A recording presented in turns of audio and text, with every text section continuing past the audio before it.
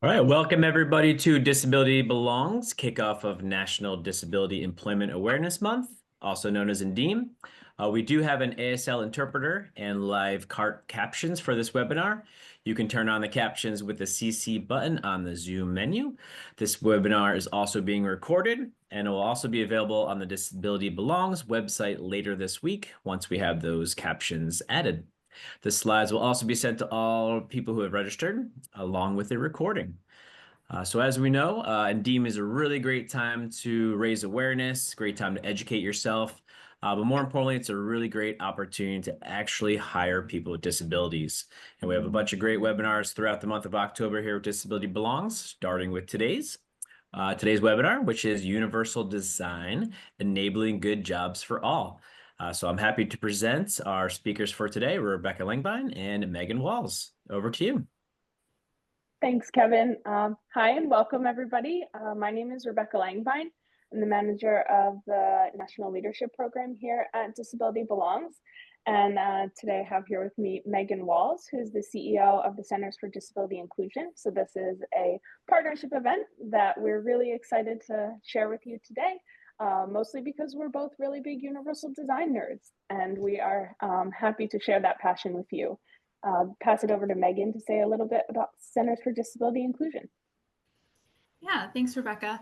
So those are kind of my favorite topics to talk about. So I'm excited to share with you our thoughts and ideas around this in NDEAM. I'm the CEO for Center for Disability Inclusion, and we are an organization that works with businesses on their disability inclusion efforts. So we do consulting and training and a variety of other things to help businesses better position themselves as employers of choice for people with disability.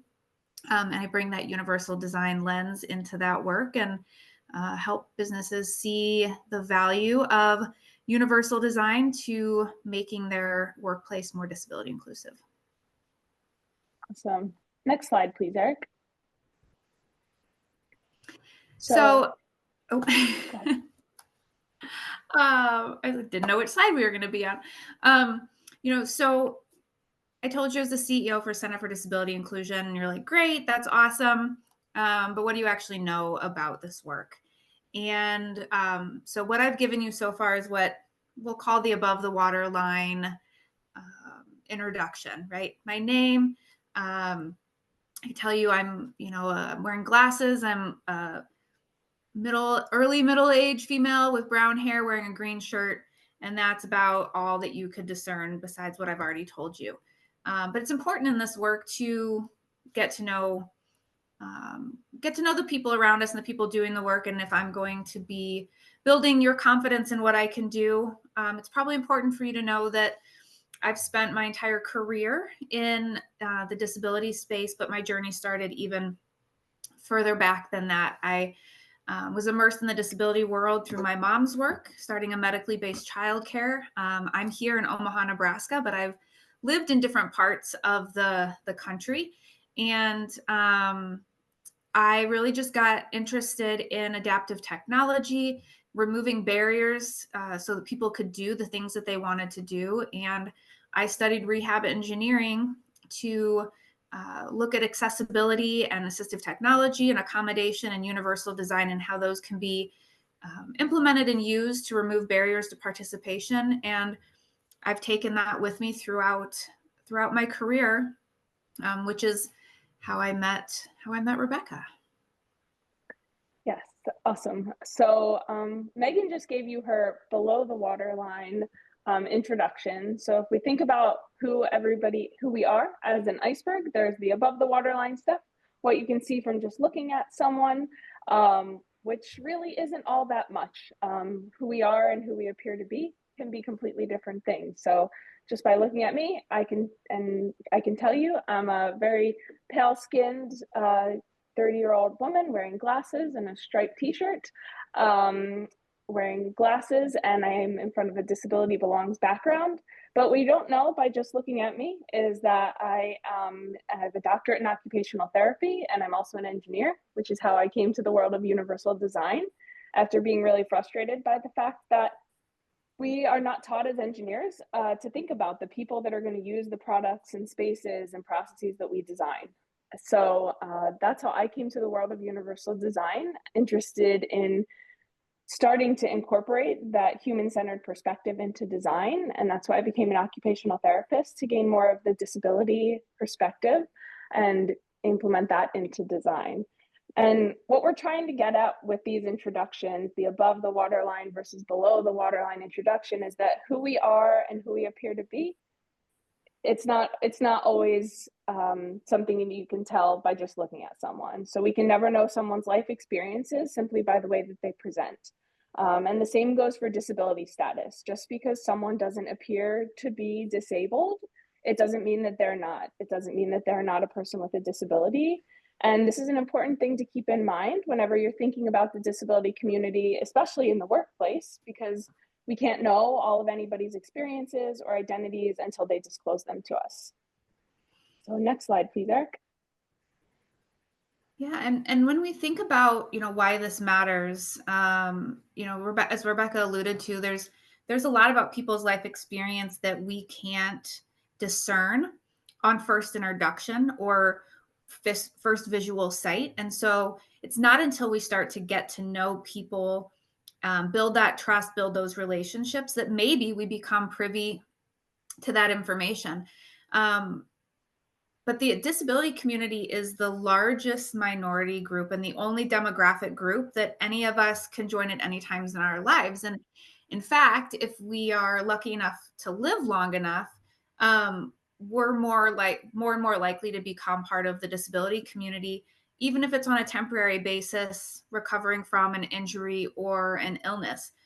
And so thinking about how we can design the world better, design our work environments, our policies, our processes, our community spaces, it designs them better for better access for people with disabilities. But ultimately, with the integration of universal design, it actually designs them in a way that works better for all of us.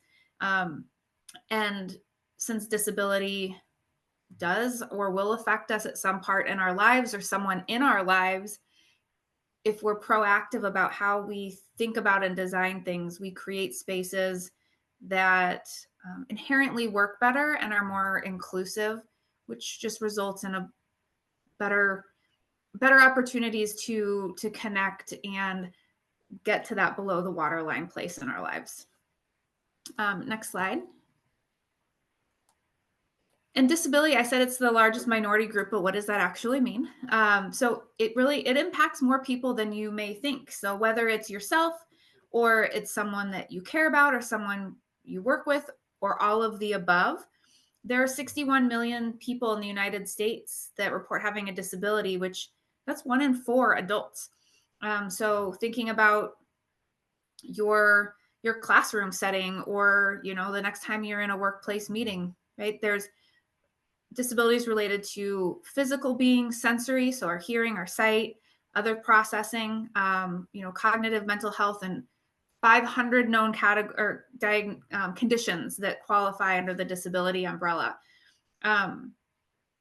What's important to remember too, we're going to keep going back to the iceberg kind of concept, that of all of those different types and categories of disability that exist, 74% of them are considered non-apparent.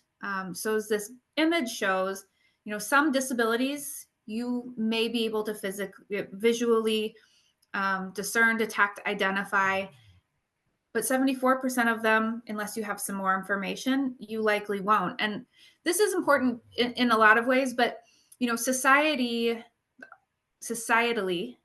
we have kind of come to equate the use of a wheelchair or mobility aid as the identifier of disability, right? And it's understandable in many ways. Our international symbol of accessibility is someone using a wheelchair. It's everywhere, from our entrances on buildings, our parking, our facilities.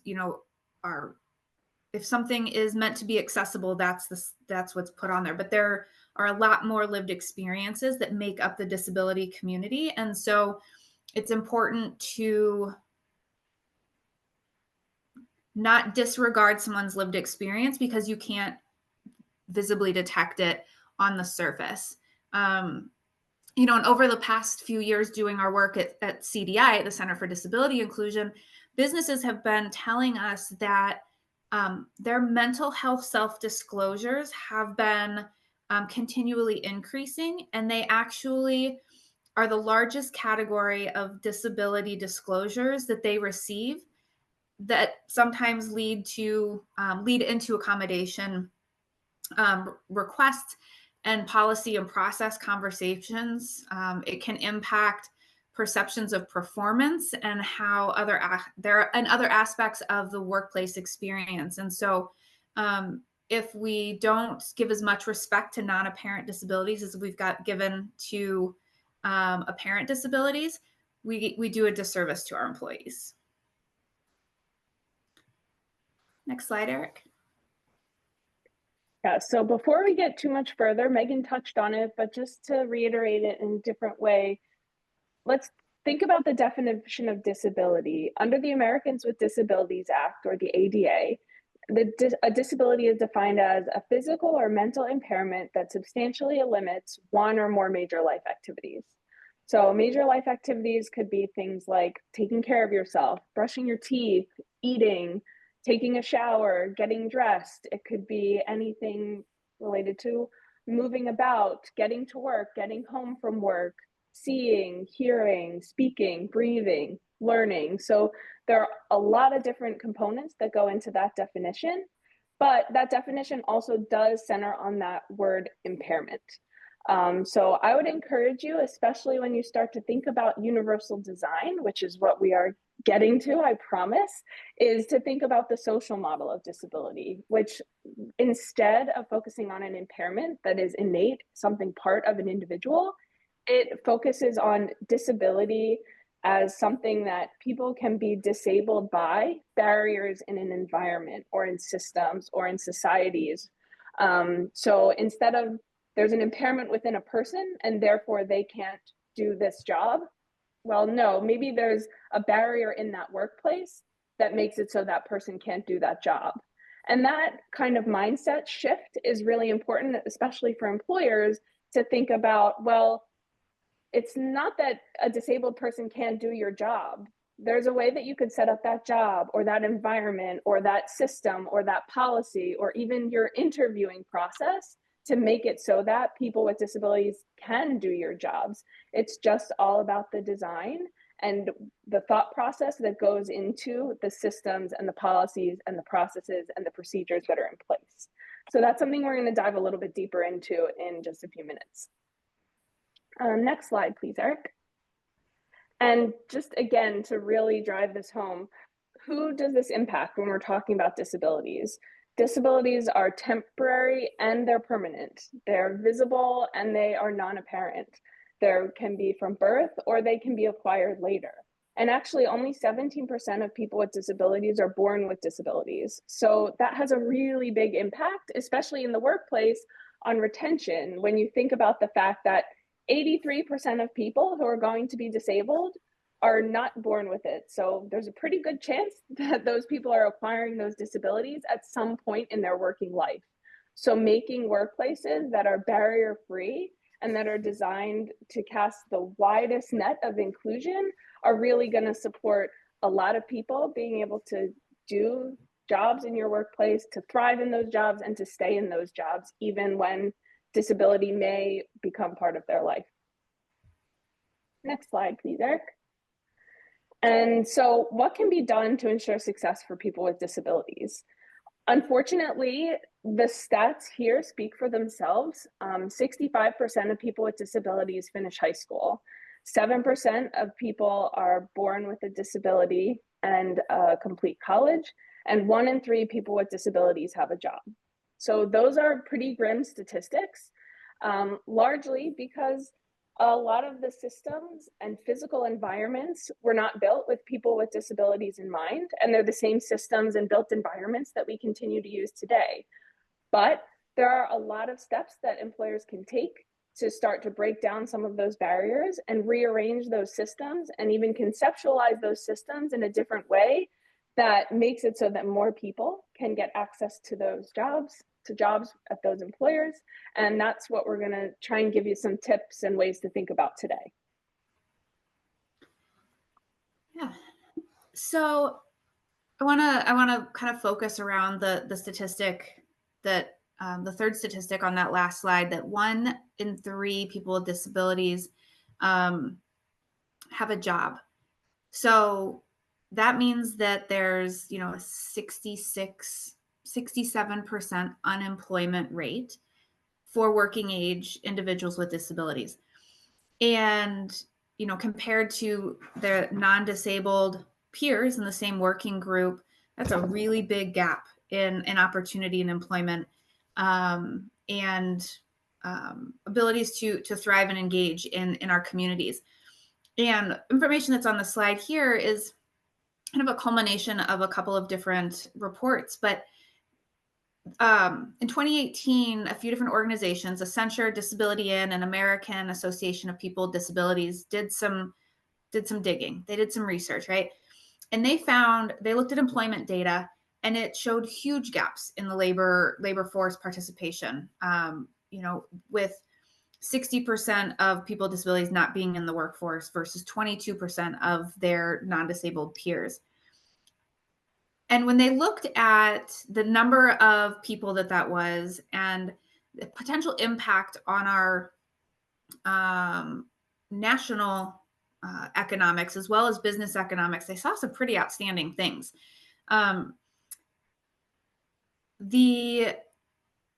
A 1% increase in employment for people with disabilities.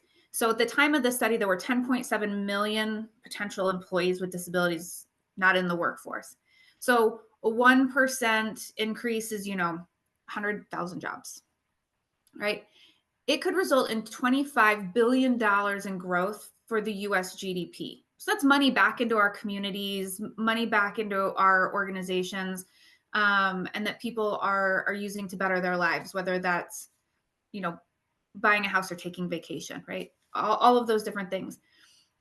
But on the business side of things, they found that businesses who are intentional and actively recruiting, retaining, and promoting disabled talent, we're seeing an average of 28% higher revenue, double the net income, and 30% higher profit margins over a 4-year period. So that just general health of our economy that could be boosted by a 1% increase. So imagine if there's a 5% increase, right? And that gap closes even more. And here's another really powerful number. There is $1 trillion of market opportunity left on the table, spending power in the disability community, because services, environments, you know, travel destinations, places like that aren't designed to be fully accessible and inclusive of people with disabilities and the people that they travel with. So the impact, the potential market impact is actually globally, I believe it's 13 trillion, because people often vacation with other people, right? So as they go around and bring their money and their resources to other communities, but that can only happen if there's employment to support their ability to have discretionary income and go do these things. And if the places that they're trying to go do those things are designed in a way to welcome them and be accessible to them. And while we're optimistic, we're both very, you know, positive and excited about this work. But when Rebecca and I were talking, we're like, you know, it is really important to point out that, like, it's not easy work. Like if solving this was easy, that gap would be closing a lot faster than it is, right? So you really have to be willing to and ready to do this work for the long haul, and, you know that every step towards better inclusion in the workplace is an important step in progress. But it's not going to happen overnight.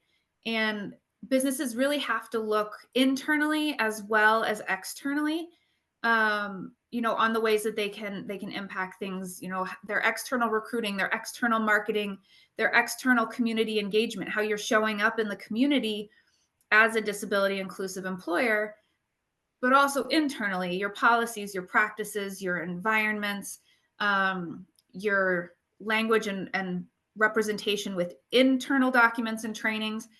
So it requires a lot of collaboration. You've got to get marketing and on board, and IT and HR, which is also talent acquisition, recruiting, and comp and benefits, facilities and managers of departments. So there are so many opportunities for people to come together and bring their lived experience and bring their passions and make an impact. But you have to be very intentional in the work. And it can't be siloed initiatives, because we've seen it a number of times. I'm sure Rebecca and their teams have seen it too. You've got a passionate champion of this initiative or of this work, and they change positions, they change roles, they change companies.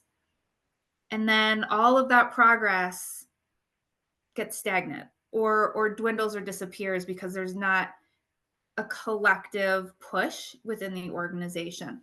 So I guess my takeaway from this is, or for you, is there are a lot of people out there that could be bringing their talent to your organization.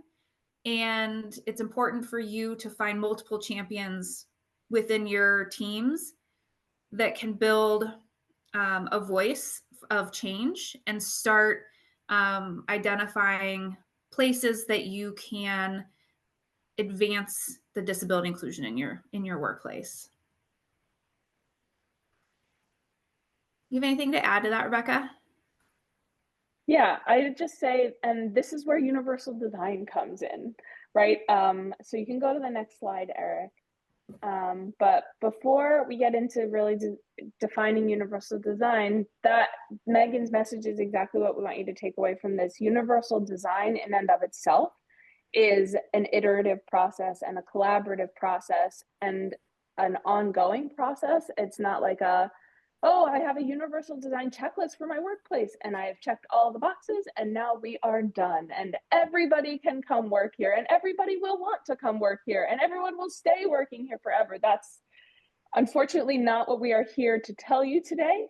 But with the concepts of universal design, you do have the opportunity to start thinking about a lot of components of the workplace a little bit differently. So Meaghan, do you want to give them first little intro into universal design?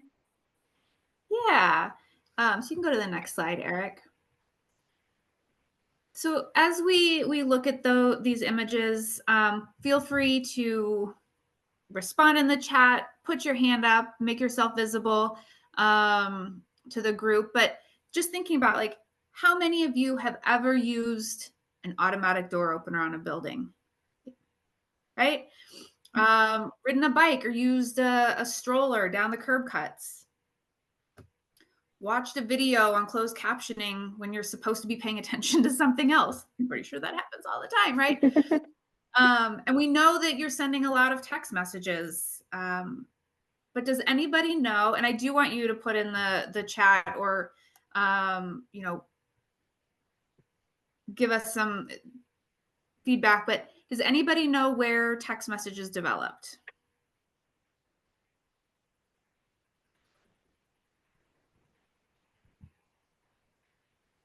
I'm guessing I'm not allowed to answer. No, you're not allowed to answer. Okay. But we're not, I don't know if we're. Yeah, nothing in the chat so far. Nothing in the chat so far. Well, then I get to be the one to tell you that the origin of text messages is rooted in universal design. So text messages developed with the development of cell phone technology. So back way, Rebecca, you're probably even too young to remember, but back in the day where we had flip phones, we had to push a button 3 times in order to get the letter that we wanted, right? The very start of text messages, that concept developed to allow people from the deaf community access to cell phone technology, mobile phone technology. And so it was a solution to a barrier for this community to use this technology. And what's happened over time is our society kind of lives and dies by it. It's our reminders from our car repair place and our doctor's office and our hair salon and the pets pickup place, and also the only way that many generations cross communicate now, right? Communicate across teams.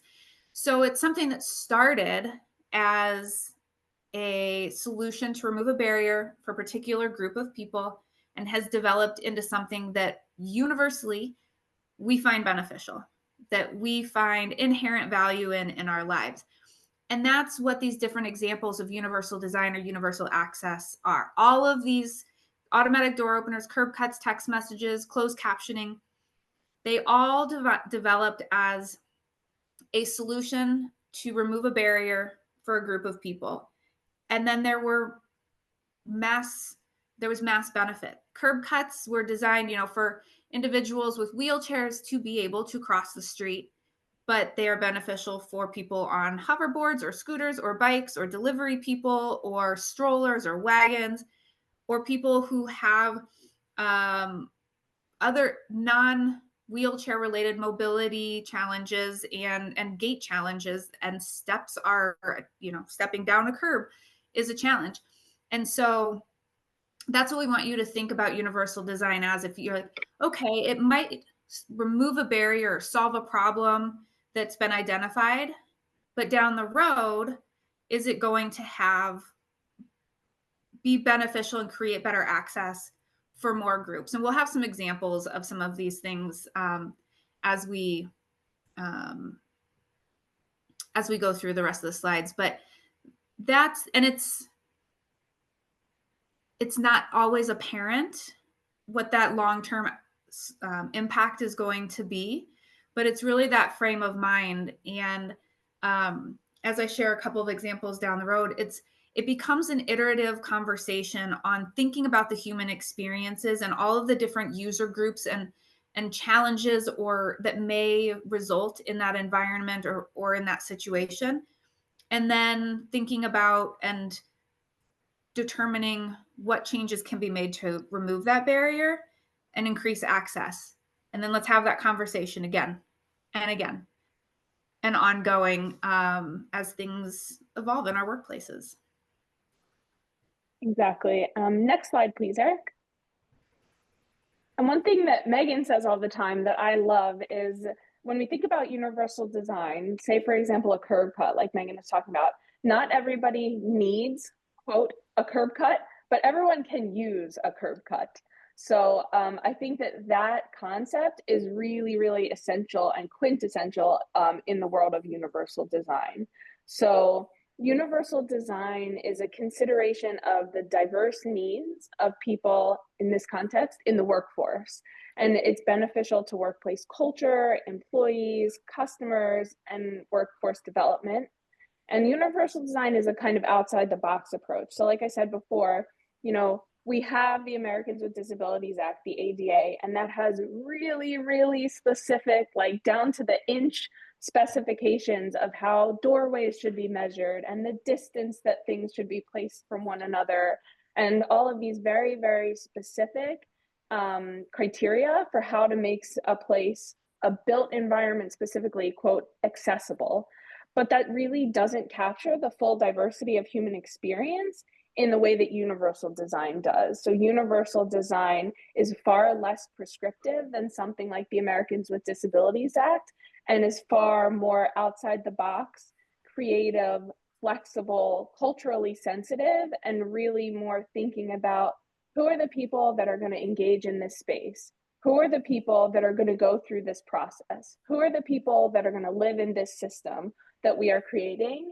And how can we create that process, that system, that physical space so that the most people possible can exist in that space, can participate in that system, etc. So universal design is also respectful of different learning styles and even preferences.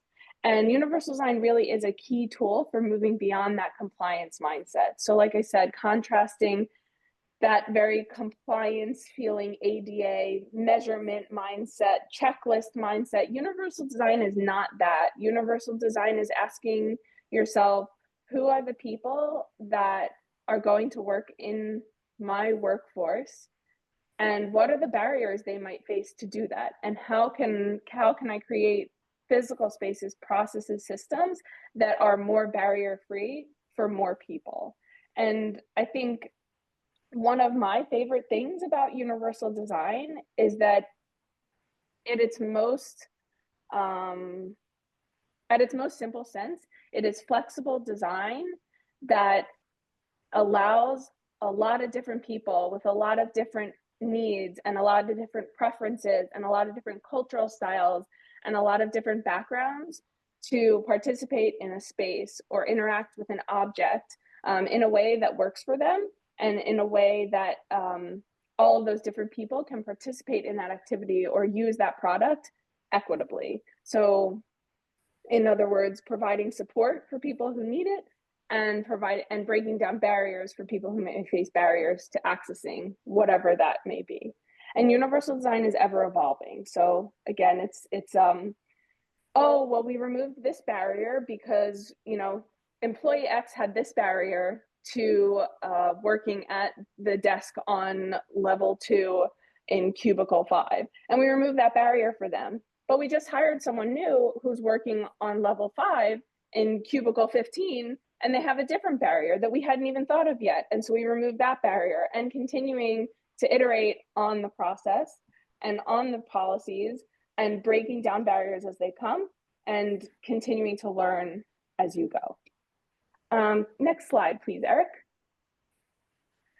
Ironically, whenever I talk about universal design, I also like to talk about what it is not, because I think that it's really important to understand that universal design is not designing for disability. Universal design is not a special requirement for the benefit of a minority of the population. It's not box checking, it's not prescriptive, and unfortunately, it is not a magic potion.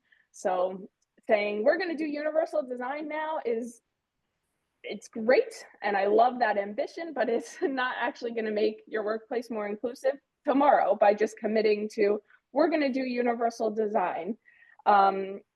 Also, the word universal design for me as a professional in this space is frustrating because it is actually impossible to create something that is universally accessible or usable. There are so many different people with a diversity of needs and barriers and experiences that you're never truly going to create something that is universal. But instead, I would rather you think about it as designing with the widest net possible, casting the widest net possible with design, so that people have options of how they go through a process or how they interact with an environment, and they have enough options that they can select the way that works best for them. So it's never going to work for every single person, no matter how hard you try, but casting the widest net possible with the design and being open to that iteration and that continual barrier breaking is what really makes it universal design, and is what's really going to make the difference for people at your workplace. Next slide, please, Eric. Yeah, and you know, I think that I do feel like we need to also comment that we're not saying, you know, don't do the things that are on the compliance side of things. Like the thing with universal design is like, it's about, yes, we're going to do the things that are required because they're required and most of them make a lot of sense. But universal design is about taking it, not letting that be your ceiling, but letting that be your floor. Okay, we're going to hit all the things we need to do. We're going to be compliant, but our goal is actually up here, and we're not satisfied until we're further down this journey. Because like if there are any talent acquisition or compliance people on, like don't worry, like compliance is still good. Compliance gives us a foundation to work from. So the example I want to share with you, this story is, you know, really an example of how in applying this universal design lens or mindset to environments, processes, and how it can inform best practices that then ultimately create environments or cultures where there's less of a need to request accommodation. Things are just proactively put together to make sense and to work for all the different employee groups that come in.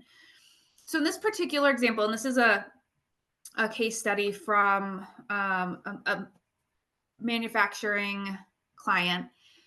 So the particular employee had been, he was a medically discharged veteran. He had been deployed overseas, and he was a Apache helicopter mechanic, right? So he's responsible for keeping helicopters functional in sandstorms. So let's just let that sink in. Like, takes a lot of like precision and meticulous skills. So he was injured with an IUD and experienced traumatic brain injury. And he went through 2 years of therapy before he was ready to venture back into the workforce. Okay. So he gets a job as a mechanic running a machine in a coffee manufacturing distribution plant. And, interview, great match, skill background, ready to go. And beginning of shifts on his first days on the job, he is having trouble remembering the order of steps to operate the coffee sorting machine. And so a few different times, coworker or floor manager would get to the next step or start the machine up so that they could, progress through the steps. Obviously, frustrating experience. Managers kind of have two choices. They can step back and say, we didn't see this. We really thought they were going to be ready. We can't work with this employee.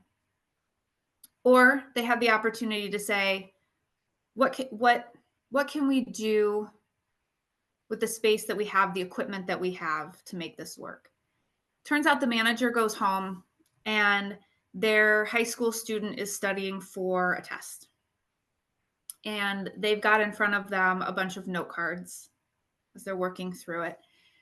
Manager takes 5 note cards, writes the steps down, hole punches them, puts them on a little ring, hangs it on the machine. Employee comes back to work the next day and gets to work. Doesn't ask coworkers or managers to intervene, and they're off and running. Okay. Super low tech, probably 55 cents in materials for this solution. So it was a great, easy, outside the box solution for this particular employee. But here's what happened. Here's where the universal design impact comes into play. Other coworkers at other machines were seeing this and were like, hey, that's pretty helpful. That's pretty useful. And those 5 note card rings started showing up on different machines. And then they said, well, it would make this easier if the instructions had pictures. So the next step was that they created laminated instruction sheets that had pictures with the instructions that went on all the machines. And then the realized impact down the road was shorter onboarding, and they had more cross training that was possible. So they had fewer shift gaps, employment gaps, and hiring bottlenecks, and the floor became more efficient. So finding a solution, removing this barrier for this one employee that had the skills, had the know-how, and just needed some structure, turned into a beneficial practice across the floor that had organization-wide impact on hiring efficiency and productivity. And so little things, if we think outside the box on how they can be applied, can have real significant impact on business operations.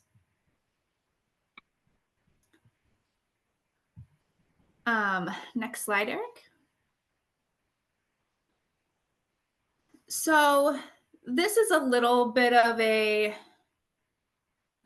outside the box example of how this works, but um, this is more of a community impact story, but we promise we're going to tie it into the workplace. So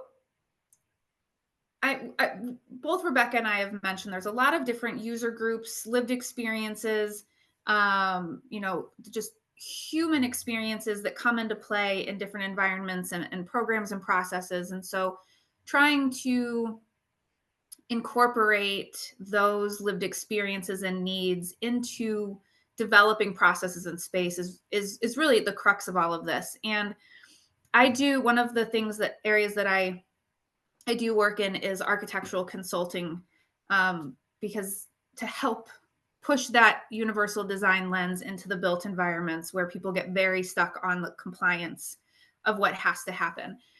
And there's a community center that was doing a massive renovation of their entire facility. But a huge focus was in their aquatics area. And they had the best of intentions from the beginning. They said, we want this to be a true community space, welcoming and inclusive to all of the people that live in this particular region of the city, especially. And that included a very intentional focus around members with disabilities. And so in this aquatic space, they had zero entry, they had ramp, they had steps, they had ladders, they invested in, the electric lift chairs. Great intentions, best of intentions. But they focused on the end goal, the end location, and they neglected to think about some of the experiences along the way from when they come in the doors. So they were getting complaints from some of their older members who used mobility aids or some other wheelchair users that the door into the aquatics room didn't have an automatic opener, and it was heavy and it closed fast, and they were struggling to get into the space. So it was creating this barrier to getting in to enjoy these features that were in the water in the aquatic area. But then going back another step in the journey from door to pool was the locker room. And they didn't update the locker room, and there were no spaces large enough for someone who needed assistance to get assistance, but also no privacy in a larger space where someone who needed assistance to get ready for the pool would have that space or that capabilities. So if you're someone who needs assistance to get ready for the pool, and you can't do it with dignity, you're not going to go. And so thinking about that entire journey for their members was missing in the process, so that the end result of this barrier-free, beautiful space that they were creating could be realized. And so we had to talk through, some of that, but it was really highlighting, here are your best of it, here are your intentions, here's your end goal, but you can't neglect thinking about the touch points along the way to make sure that your outcomes are optimized. So that's what it looks like in a pool. But Eric, if you go to the next slide, we promised we were going to tie it into the workplace. Yeah, so exactly to Meaghan's point, when we think about how we can make workplaces more barrier-free or universally designed, it can't just be thinking about, oh, well, if someone's going to work in this office, we should get them a desk with an adjustable height. We should get them, a monitor that they can adjust where they want it to be. We can get them a nice keyboard that'll become that's great. And that's the kind of flexibility you want to build into the working space. But there are also a lot of things that someone has to do before they can get into the office and start doing their job, or before they can get onto the manufacturing floor and do that job. So the very first step that you would want to think about on your universal design workplace journey would be job descriptions, because that's where people are going to learn about a job. And interestingly enough, there are a lot of things that are pretty commonplace in job descriptions that automatically create barriers for people. So, Meaghan touched on compliance, which is so important. And compliance tells us we can't not hire someone because of their disability. And that's really important that that is codified. But that doesn't really help us to explore alternative, more accessible and inclusive means of writing job descriptions so that people with disabilities can and do apply for our jobs. So when we're thinking about job descriptions, just some things to consider would be what language is being used. Interestingly enough, a lot of job descriptions will include inherently ableist language. And there are actually online like AI ableism checkers that you can run your job descriptions through that will provide you feedback on the types of words that you're using and certain words that you would want to eliminate to make them more inclusive for people with disabilities specifically. Another thing that is a barrier that a lot of folks don't realize is the accessibility of the applicant tracking system itself. So the actual portal that is used to gather resumes and to publish those job postings. There are certain applicant tracking systems, for example, that just don't work with screen readers for people who are blind or low vision. And so that's something that you would want to investigate and make sure that whatever applicant tracking system you're using is accessible and will allow someone who, for example, uses a screen reader to go on to read the job description, to upload their resume, and whatever else they may need.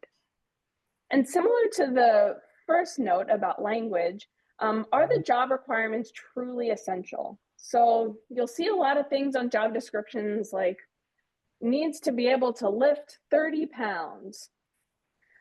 I would encourage you to really think about, does this person actually have to lift 30 pounds to do this job? Is that an essential function of this job? Or is that something that may happen? Maybe if 3 people are absent and something's running late once a year, maybe this person needs to help move 1 box, maybe. That shouldn't be in the job description unless it's really, truly something that is an essential function of the job. Because pieces like that would make someone who can't lift 30 pounds say, oh, well, this is not for me. Even if that person could do every single aspect of that job, except for lift a 30-pound box. Maybe there's another way they could lift that 30-pound box. Maybe there's a piece of machinery that they could use to lift that 30-pound box if they need to do it. Or maybe it's a piece of the job that could be swapped with a coworker. So just really think about, for the job descriptions, making sure that the things that you're calling essential really are essential. And that is a great way to break down some barriers. Next slide, please. Similarly, in the interview process, there are a lot of things you could think about to break down barriers here as well. First off, the interview format. Is it a skill-based interview? Is it a conversational interview? And does the format that you're using match the job that will need to really be done? So if someone's going to be working behind a computer, not really talking to a bunch of people on a day-to-day basis, maybe it's better to do a more skill-based interview where they're completing tasks that simulate the ones they would need to do on the job.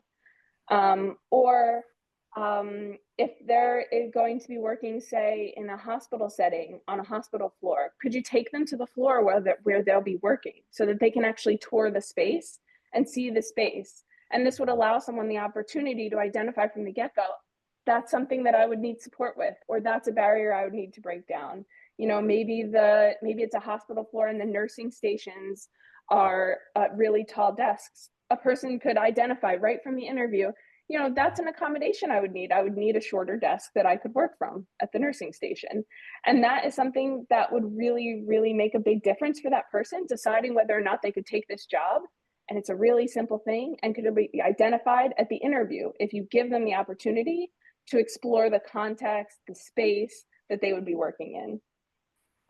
Another couple things to think about in the interview that really are universal design because they support a lot of people, not just people with disabilities, is to share the questions in several formats. So maybe you're having a Zoom interview with someone and you're saying questions aloud to them.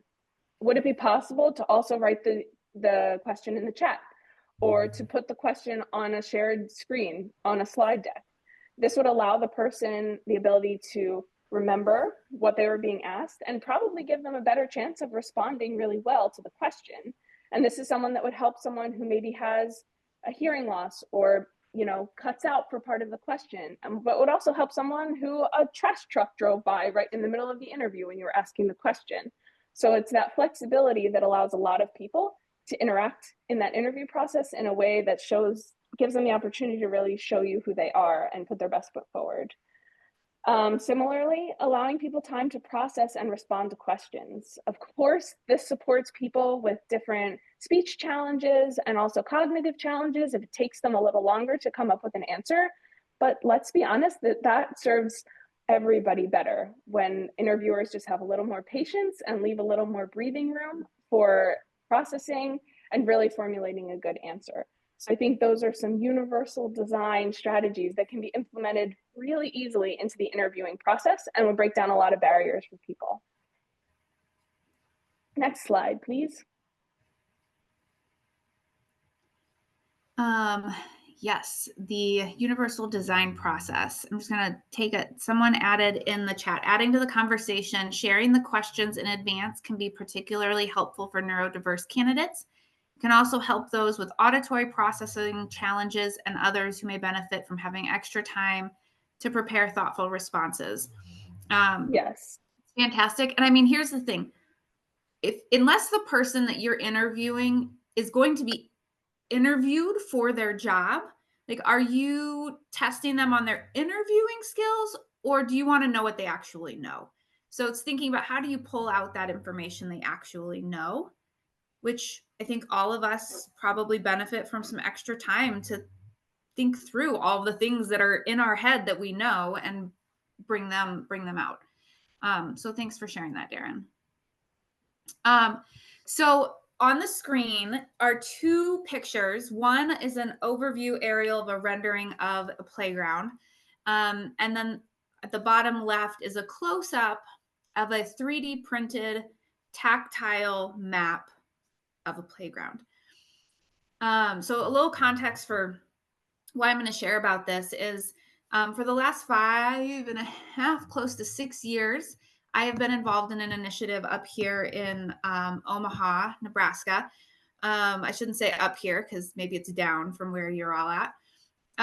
But we've been on Imagine Inclusion. We've been on this journey to bring the largest accessible playground to Omaha, but also to an area of our city that 30 minutes was the closest accessible playground that we had. And there was massive amounts of growth, right?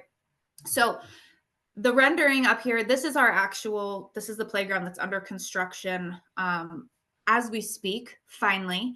And I share this because we were so intentional about the level of inclusion and access that we were going to build into this space. And part of the reason we felt we needed to spearhead this project was because playgrounds that are just compliant, which frankly is all that anyone ever strives for, are not accessible. Mulch is an ADA compliant surfacing, which is my children are not disabled in the mobility aspect, and they trip and they get splinters and things like that, right? But anyone with mobility aids or gait challenges or balance, mulch, sand, terrible. Moms hate sand, by the way. All moms hate sand. And so we were like, we're going to do this, and we are going to include features and experiences. We're going to think about all of the people that are going to come to the space. It's one of our busiest parks in the city. So all that to be said, as we were sharing information, people would be like, oh, that's great. A playground for disabled kids. And we're like, yes. And their friends and their siblings and their classmates and their grandparents with them and their disabled parents or caregivers and friends yet to be made, right? So we wanted a space that was going to be engaging and fun and accessible and inclusive so that regardless of what group showed up together, everybody could engage. There were no questions about can I or can't I, or where can I and where can't I? Because sometimes you'll see rubber surfacing to some parts of the playground, but not others. And so as we thought about how do we create this full experience, surfacing was a no-brainer. It's concrete and poured rubber.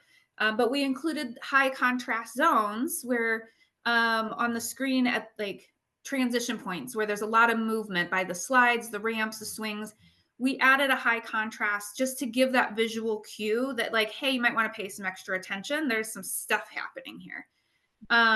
Shade. We put so much shade, which is great for the parents that have to sit and bake in the sun or the caregivers. But there's also a lot of medical conditions or medications that cause sun sensitivity and heat sensitivity. We put shade over the equipment because how many times have you been to a park with a playground that nobody's playing on because it's hot and every surface is burning, right? That's good for nobody. We put in 2 ramps, one from each side, so that there was more organic flow of where people can go and how they can play. Some of the most exciting ones, we have an in-ground merry-go-round. I grew up in the generation of like those above ground merry-go-rounds, about 18 inches below them, right? It's like that, but it's in flush in the ground. So you can step, wheel, roll, whatever you want onto it. And it's got seats and handles. And our socially inclusive wheelchair swing, where it's the same thing. A lot of times the accessible elements of playgrounds are isolated. We talk about equitable experience, but it's about equitable experience together, not equitable experiences in different parts of the playground. And so this inclusive wheelchair swing has a bench on one side and an open area on the other, so you could stand over there, or a wheelchair could roll over and position itself, and so multiple people can be a part of it. And then the tactile sign for people who process through touch or touch and vision, or with parents. One of them like, yes, this is really cool. But if I was a parent who was had a vision impairment or who was legally blind, and we come to this playground for the first time, and my kids are like, "This is the best. I'm going to go to the swings." And I'm like, "Great. Where are the swings?" This is an orientation piece to help with that information processing and that orientation for everybody.